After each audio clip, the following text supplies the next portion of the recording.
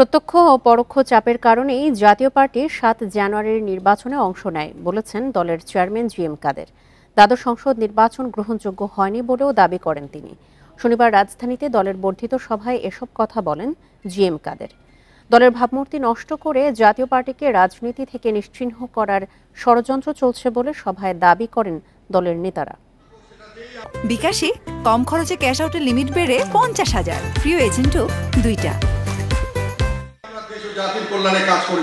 দ্বাদশ সংসদ নির্বাচন পরবর্তী দলের সার্বিক বিষয় নিয়ে তৃণমূল নেতাদের সঙ্গে মতবিনিময়ে শনিবার রাজধানীতে বর্ধিত সভার আয়োজন করে জাতীয় পার্টি।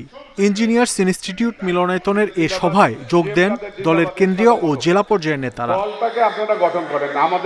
জিএম কাদের বলেন, বিএনপি জামাত নিজেদের ব্যর্থতা ঢাকতে নির্বাচন ইস্যুতে জাতীয় পার্টির উপর দোষ চাপাচ্ছে। আওয়ামী লীগ চাইলেও জাতীয় পার্টিকে আর গৃহপালিত বিরোধী দল বানাতে পারবে না বলেন তিনি। আপোষকামিতা করে গৃহপালিত হয়ে গাড়ি বাড়ি নিয়ে লাভ নেই, এটার একটা সীমা আছে, আমাদেরকে সেখান থেকে উঠে আসতে হবে, না হলে রাজনৈতিকভাবে হারিয়ে যাবেন। গৃহপালিত বিরোধী দল থেকে বেরিয়ে আসতে হবে। এবারও কিন্তু আওয়ামী লীগ চেষ্টা করেছে যাতে করে আমাদের মধ্যে থেকে এমন লোককে উপরে নিয়ে আসা যারা সর্বাত্মকভাবে প্রথম আনুগত্য আওয়ামী লীগের কাছে, দ্বিতীয় আনুগত্য আওয়ামী লীগের কাছে। অনেকে পোস্টারে ছবি দেয় না, জাতীয় পার্টির নাম ব্যবহার করে না।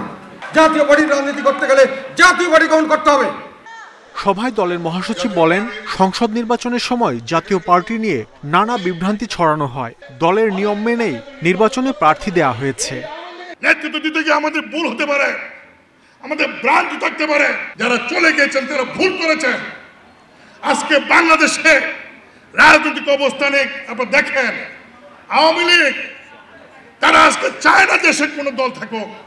পরে জেলা পর্যায়ের নেতারা দলের বিভিন্ন সিদ্ধান্তের সমালোচনা করে বক্তব্য রাখেন। জবাবে কেন্দ্রীয় নেতারা বলেন, জিএম কাদেরের নেতৃত্বেই জাতীয় পার্টি রাজনীতিতে আছে এবং থাকবে। জাতীয় পার্টিকে একমাত্র প্রতিনিধিত্ব করে গোলাম মোহাম্মদ কাদের। মাহমুদ শরীফ, ইন্ডিপেন্ডেন্ট নিউজ, ঢাকা।